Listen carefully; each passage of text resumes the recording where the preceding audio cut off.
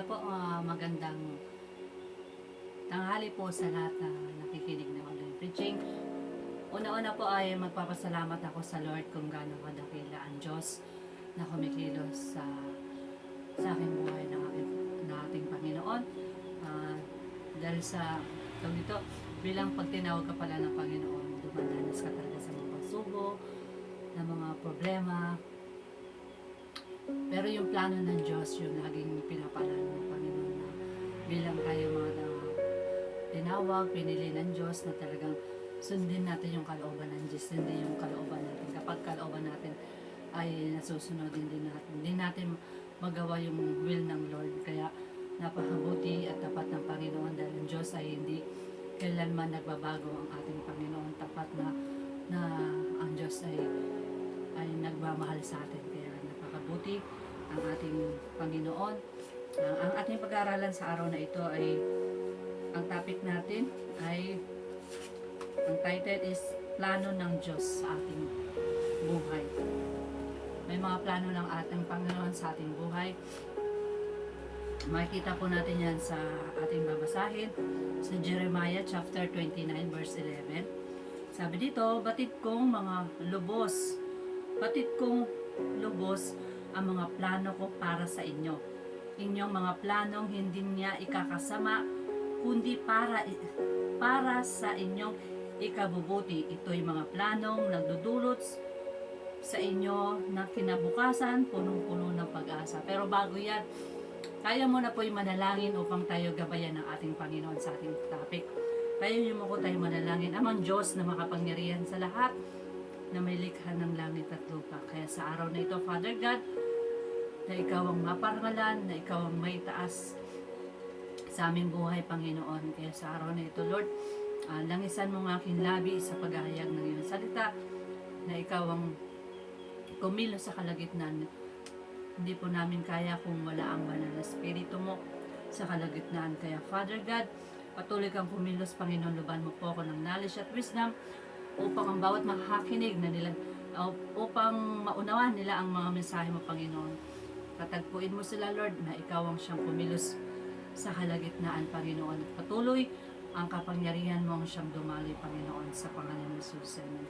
Kaya ang pag-aaralan natin, balikan natin ang Jeremiah 29:11. Yan po yung topic natin. Ang title po ay ang plano ng Diyos sa ating buhay.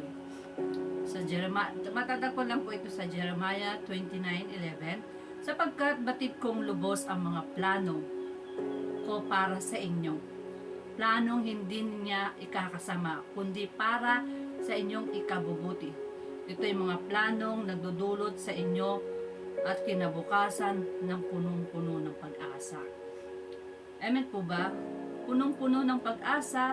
At ano po ba ang mga nais ng Panginoon sa ating buhay? Sabi dito, punong-puno ng pag-asa at layunin ang mga plano ng Diyos para sa atin, kahit na parang magulo at walang kasiguraduhan ang buhay. Sa tuwing may pinagdadaanan tayo, tandaan natin ang Diyos ang may kontrol sa lahat ng nangyayari at ginagawa niya ito para sa ikabubuti natin. Kapag nagtitiwala tayo sa Kanya, perpektong planong nagkakaroon tayo ng tapang na magpatuloy dahil sa alam nating hawak niya ang ating kinabukasan. Amen po ba? Dapat po, mas nananaig po ang plano ng Diyos. Kapag plano ng Diyos, ito ikabubuti mo. Hindi mo ito ikakasama. Pero kapag wala ka sa Diyos, mas nananahan yung sarili mo. Hindi mo alam kung saan ang buhay mo. Kung ano yung nangyayari sa'yo. Kaya will ng Lord na bakit ka nakakilala sa Kanya, bakit ka tumanggap sa Kanya, bakit ka nagkaroon ng kaligtasan, bakit mo siya nakilala. Kasi ang lahat ng bagay o bakit ka isinilang sa mundo na ito Dahil ang Diyos may purpose ang God. May plano ang Diyos. Amen po ba? Kaya bakit tayo narito sa mundo na ito? Kala lang natin namumuhay tayo na parang okay lang yung tinatahak natin sa mundo. Okay lang nang wala kang relasyon. Pero si God, lagi niyang pinapaalala sa atin na tayo'y manumbalik sa Kanya. Anong plano sa atin ng Panginoon na tayo'y bumalik sa Kanya, magkaroon ng relasyon. Kaya hindi niya hayaan na ikay mapahamak. Kapag nakilala mo ang Panginoon, oro mismo ang Panginoon ang siyang kumikilos sa buhay natin. Kapag ang sarili natin nananahan, hindi na yung banal na espiritu ng Panginoon, tayo'y nahihiwalay sa presensya ng Diyos. Dumadaan ka man sa mga pagsubok, kalungkutan, pero si God nandyan yung tunay na nagmamahal sa'yo. Amen po ba? Kaya sabi dito, number 1, paano po ba yung ating paglapit sa ating Panginoon? Di ba po, ang paglapit sa Diyos. Buksan po natin Santiago. Wait lang po, buksan natin Santiago. Kaya kailangan po tayong lumapit sa Panginoon. Paano mo ba? Ay, may plano ang Panginoon sa'yo, pero hindi mo hinihingi sa Diyos ang bawat plano ng Diyos sa atin. Amen po ba? Basahin ko lang po kanong verse po yun ha. Efeso chapter 4 verse 8. Ano po sabi dito sa verse 8 ng Efeso chapter 4 verse 8? Sabi dito sa verse 8, ganito ang sinasabi ng kasulatan. Parang iba siya. Ng kasulatan. Efeso ba yun? Wait lang, hanapin ko lang. Nung Efeso siya. Santiago pala. Santiago po. Santiago. Mali pala yung nasulat ko. Santiago.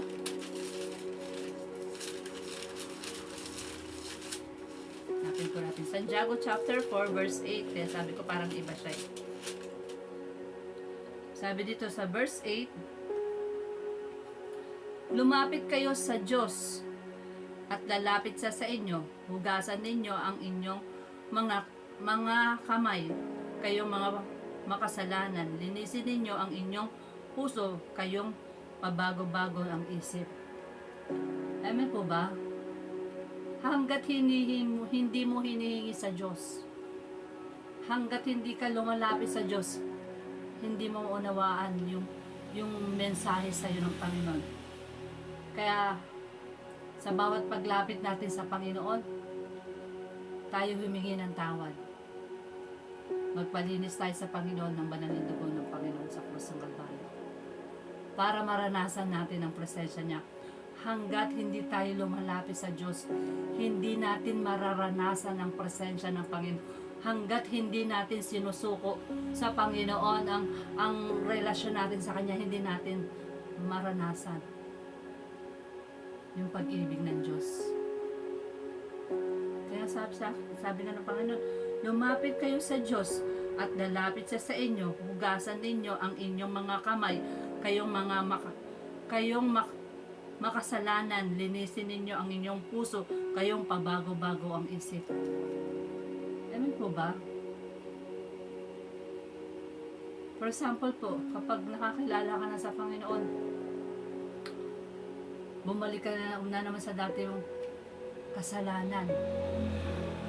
Nagbago na naman isip mo.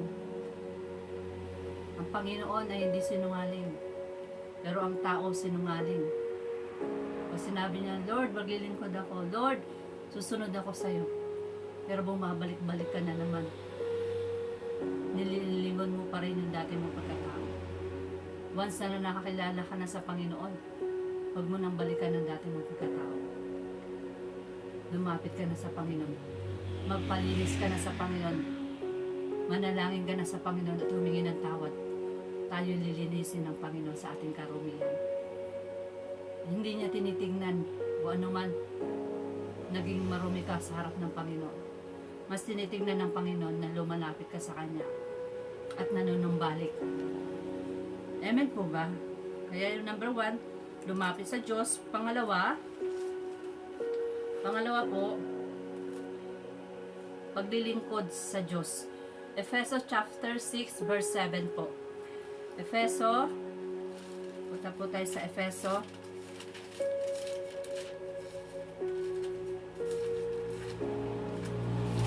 Wait lang po, napin natin yung Efeso.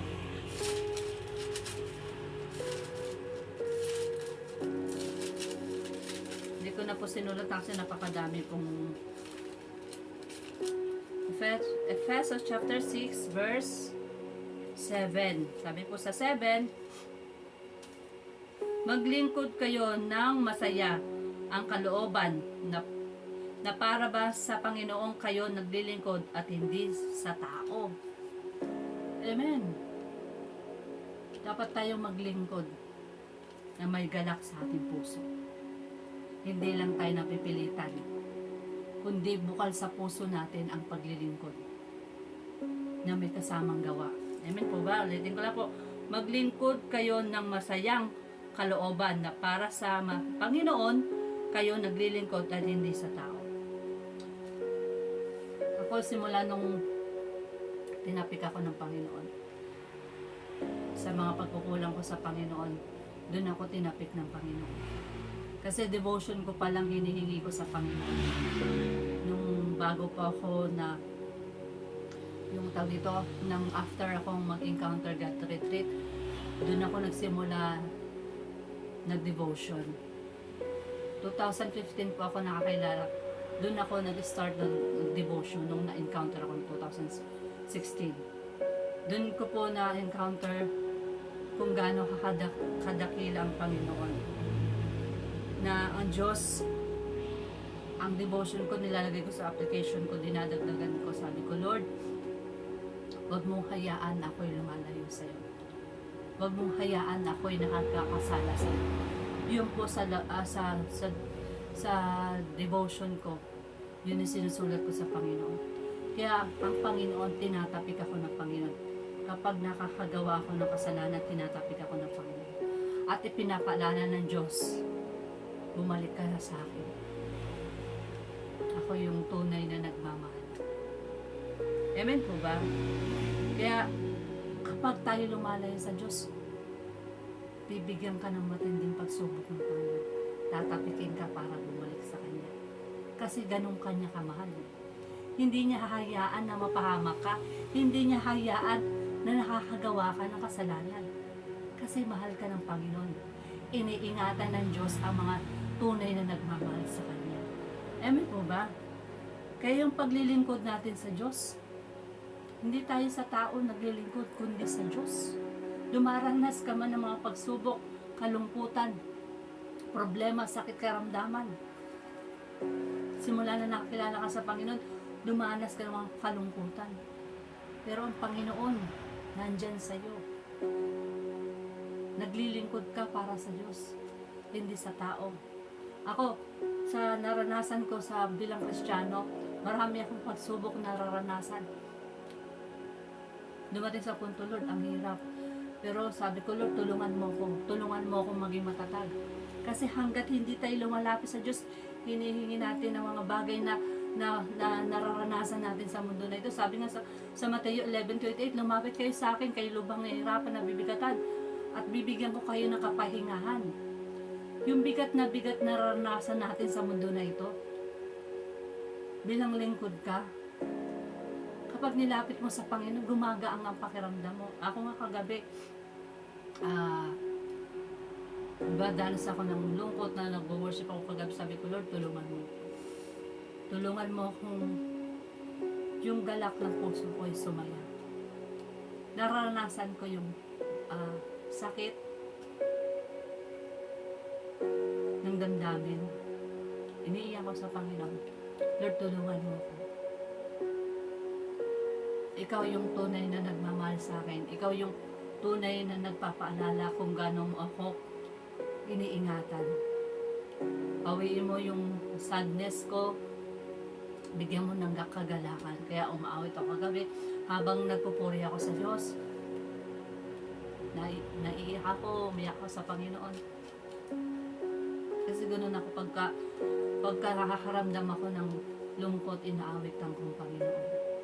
Doon ako gumagaang. Amen po ba? Kaya masarap po kapag naglilingkod po tayo sa tao, ay sa Diyos, hindi sa tao. Sa Diyos tayo maglingkod. Amen po ba? Sa Diyos natin ipaglingkod ang lahat ng bagay. Hindi tayo naglilingkod sa tao, kundi sa Diyos. Amen po ba? Kaya napakalaga po ang paglilingkod natin sa Diyos. Amen po ba? Masarap po maglingkod sa Panginoon. The number one, the best, yung serve mo sa Panginoon. Yung paglilingkod mo sa Kanya. Amen po ba? Kaya napakasarap po maglingkod. Kaya sabi ko, Lord, nung mahinang katawan ko, yung nagkasakit ako, last na nagkasakit ako, sinuko ko yung buhay ko sa Diyos. Lord, kung may nagawa pa akong kasalanan, patawarin mo ko. Lahat ng aking mga nagawang kasalanan, binibigay ko sa iyo. Kasi tumalikod na ako sa Panginoon, hindi na ako nagpipreach. Yung pala, doon ka pala tatapitin ng Panginoon para manambalik sa Diyos. At doon niya binalik yung kalakasan ko. Kinabukasan lumakas ako. Binigyan ako ng lakas ng Panginoon. Ganun ang magmahal ng Diyos. Amen po ba? Lagi niya sa akin pinapaalala. Mahal kita, anak. Kaya walang patid ang luha ko kagabi, nagpipray ako. Nalapit ko sa Panginoon. Yung mga kabigatan, pagsubok. Kasi wala po tayong ibang lalapitan kundi ang Diyos. Kasi may mga plano ang Diyos sa atin kung bakit tayo nakakaranas sa mga pagsubok. Dinadalisay tayo sa apoy. Dinadarang tayo sa apoy. Kung tayo ba'y susuko or bibitiw na ba sa pananampalataya. Kaya kapatid, huwag kang bibitiw sa pananampalataya ng Panginoon. Kapit ka lang. Amen po ba? Sabi dito, maglilingkod kayo. Sabi dito, maglingkod kayo ng may masayang ang kalooban na para sa Panginoon kayo naglilingkod at hindi sa tao. Amen. Yung paglilingkod natin sa Diyos, hindi sa tao, kundi sa Diyos. Ako masaya ako, mga bata. Nag-Bible school kami. Masaya ako kapag ang bata nakita ko silang masaya. Lalo na sa pag binibigyan mo sila ng mga candy, yung mga binibigay ko, yung kung ano man maibigay ko dun sa ano namin, sa Bible School, pagkat after namin magbasa ng Bible, ng salita ng Panginoon, mag-worship, tapos mga spelling kami, sa mga about sa God, after na maglalaro din sila. Masaya na sila kapag nakakakuha sila ng premyo. Ganun yung mga bata eh. Kaya habang sabi ko, Lord, habang kaya ko pang maglingkod, tulungan mo akong na magpatuloy. Simula kasi nung naging Christian ako,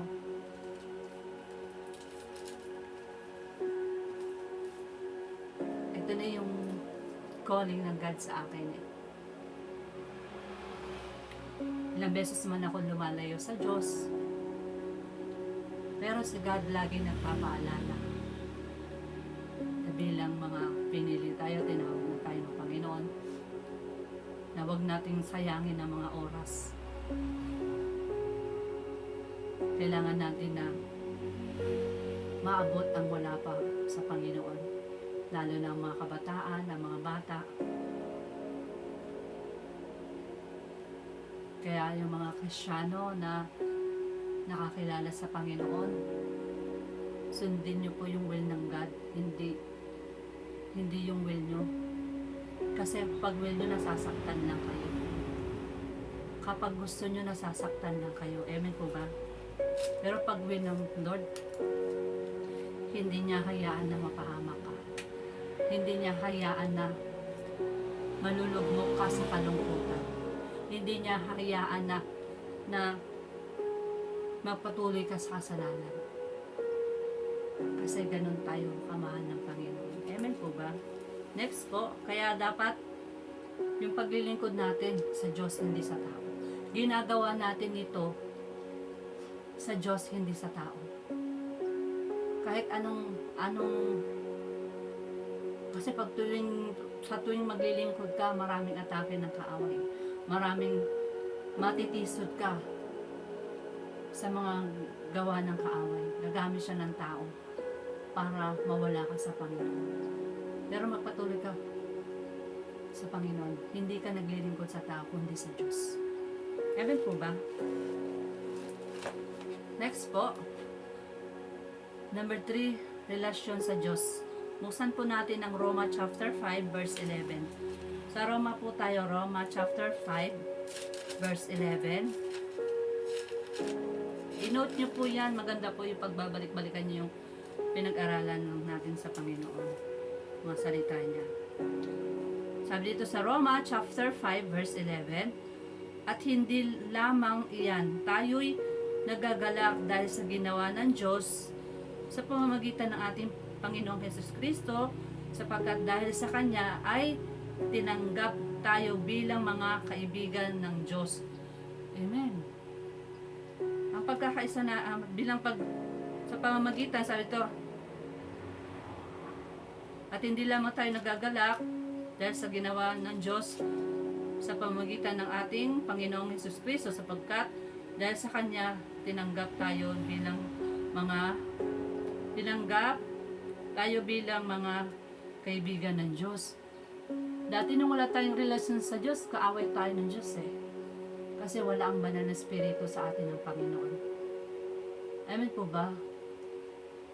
Nung lumapit tayo sa Diyos, naging anak tayo ng Diyos.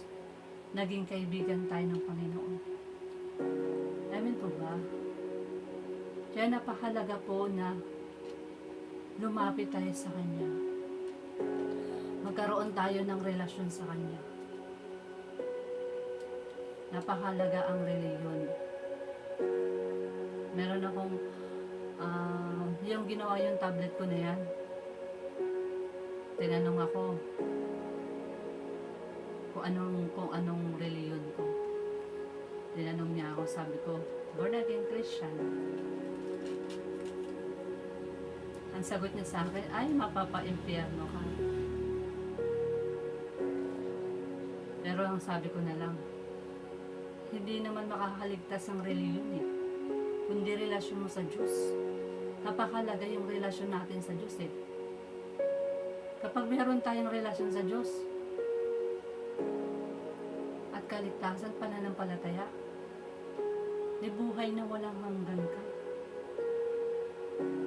Amen po ba? Hindi makakaligtas ang reliyon, kundi relasyon natin sa Diyos. Yung paglapit natin, pagsuko natin sa ating mga kasalanan.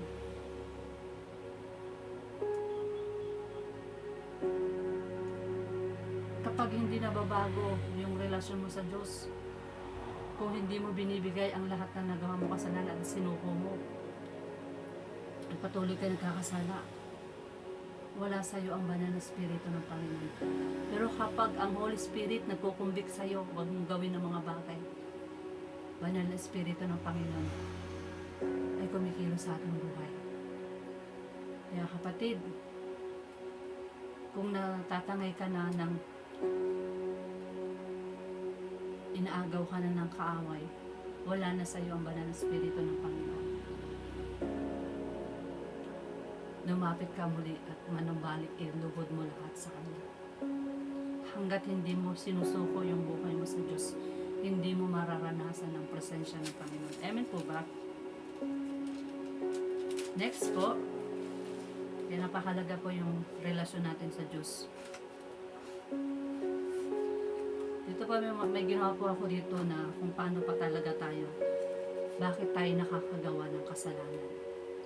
Bakit ba tayo nahiwalay sa Diyos? Sabi dito, mga planong pang sarili mo lang ang sinusunod mo. Kaya nahiwalay ka sa Diyos. Kapag plano ng sarili mo lang ang sinusunod mo, kaya nahiwalay ka sa Diyos. Una-una, nakakalimutan mo na ang Diyos. Kapag nakakalimutan mo na ang Diyos, nawawala ang Holy Spirit ng Diyos sa'yo. Hindi mo na minamahal ang Diyos. Amen po ba? Pangalawa, lumalayo ka na sa Diyos. Napakahirap kapag lumalayo ka na sa Diyos. Amen po ba? Hindi mo na maranasan yung presensya ng Panginoon kapag unti-unti ka nang lumalayo sa Diyos. Number 3, nakakagawa ka na ng kasalanan. Nakakagawa ka na ng kasalanan.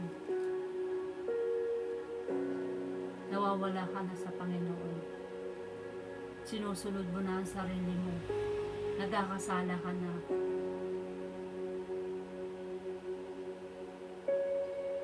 Meron pa pag nakagawa ka ng kasalanan na hindi ka bumabalik sa Diyos. Kung patuloy ka nagkakasala, alipin ka na ng kasalanan. Yan yung mga sabi ng Panginoon sa mga salita niya. Alipin sa kasalanan pag nakakagawa ka na ng kasalanan. Number 4, unti-unti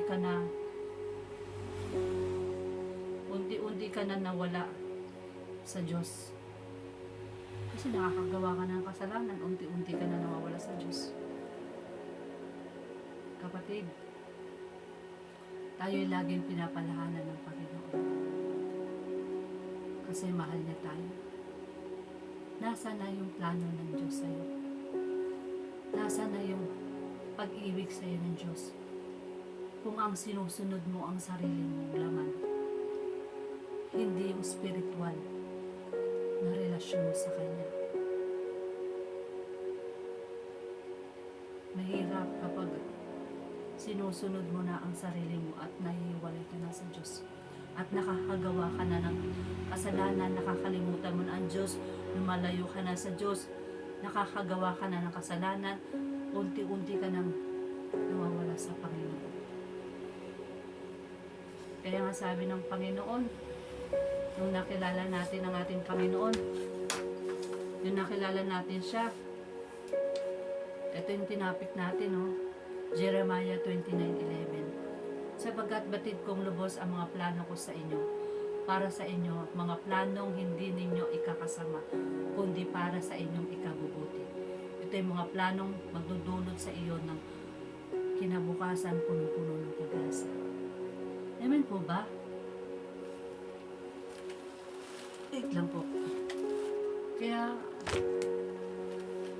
bilang pinili ka ng Diyos, dito kasi sa mundo na ito, maraming atake ng kaaway. Ilalayo ka sa relasyon sa Diyos dahil sa kasalanan. Inilalayo ka dahil mas sinusunod mo na ang laman mo. Hindi na talaga spiritual ng Panginoon ng relasyon mo sa Kanya. Kapatid, muli mong ibalik yung relasyon mo sa Diyos para maranasan muli ang presensya ng Panginoon. Hanggat hindi mo binibigay sa Diyos ang lahat na nagagawa nating kasalanan. Dapat yung plano ng Diyos para sa iyo, bakit ka sinilang? Bakit ka sa mundo na ito yung sinilang nandito ka? Bakit tayo binuhay?